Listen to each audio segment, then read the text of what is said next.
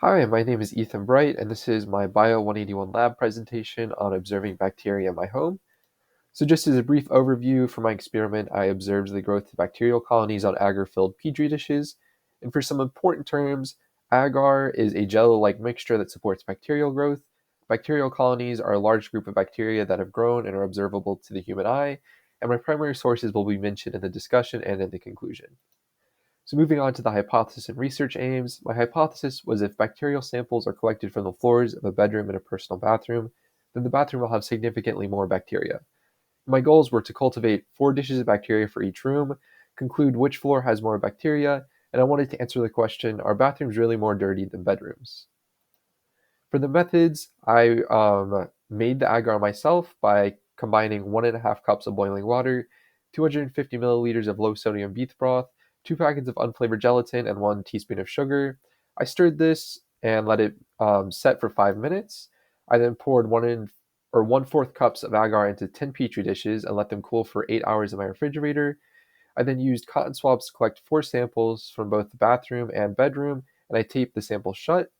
I also left 2 dishes alone for the control group, and I used the transparent grid we used for the leaf lab to count the amount of bacteria. For the variables, the independent variables were the rooms and the surface. The dependent variables were the size of bacteria colonies. The control variables were the same surfaces, collecting data at the same time and keeping dishes in the same place. And the control group were the dishes with no bacteria. For the results, I collected data on the first day, 1 week after swabbing, and 2 weeks after swabbing. And on the bottom of each of the dishes, I added an R, B, or C correlating with bedroom, bathroom, and control, just so I could make sure which sample belonged to which group. So here are some of the pictures from 1 week after collection and 2 weeks after collection. As you can see, after 1 week, there wasn't much growth, but after 2 weeks, there was a significant amount of growth, especially on those top two. After placing the grid on it and collecting all the data, I created a line graph. And as you can see again, after week 1, there isn't much growth, but week 2 had a massive skyrocket in bacteria colonies, especially for sample 1 and 2. Moving on to the bathroom, once again, after week 1, there wasn't much growth, but week 2, there was significantly more.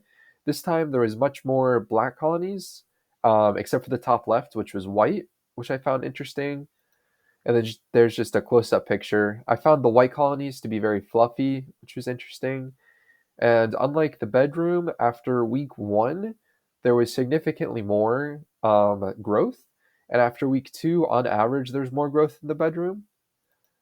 For the control groups, there was no bacteria, or there were no signs of bacterial colonies after 1 week or 2 weeks, which I found interesting since the agar was homemade. And then I made a comparison graph with the data from the bedroom and bathroom. As you can see, again, the bathroom had more growth after week 1, but surprisingly, after week 2, the bedroom actually had more growth in the ends. And so just going over that again, I found that the bathroom had more bacteria after 1 week, but the bedroom ended up with more in the ends. One of my primary sources was the germiest place in your bathroom isn't your toilet. And this article focused on the most bacteria being on your toothbrush holder and not on the toilet, which I found relevant because I thought the bathroom would have more bacteria, but surprisingly, it was the bedroom. Just like you'd think the most bacteria would be on your toilet, but it's actually your toothbrush holder. I found that most colonies were primarily black. There were some white colonies and one red colony, and I found that the white colonies were often fluffy and the black colonies were more often solid. Moving on to sources of error, the agar was homemade, so this might have impacted the bacteria that was collected. The cotton swabs were not sterile, so this might have contained bacteria and led to the samples being skewed. And the area of floor that was swabbed may have been an outlier, as it may have had more or less bacteria compared to other spots. And in conclusion, my hypothesis that bathroom floors would be dirtier than bedroom floors was not supported, though it is worth mentioning that the bedroom floor was in fact not mine and was my brother's. I am definitely more clean. For my second primary source, I chose the growth of bacteria at surfaces, influence of nutrient limitation, and this article focused on bacteria's ability to stick on surfaces and how in some cases nutrients help it to survive.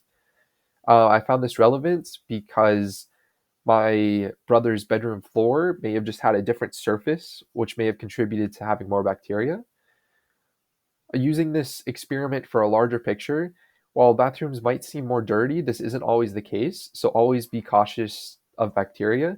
This can be applied for everything, as you may think a door handle might not have much bacteria, but in the end, it could be like this experiment and have a surprising amount.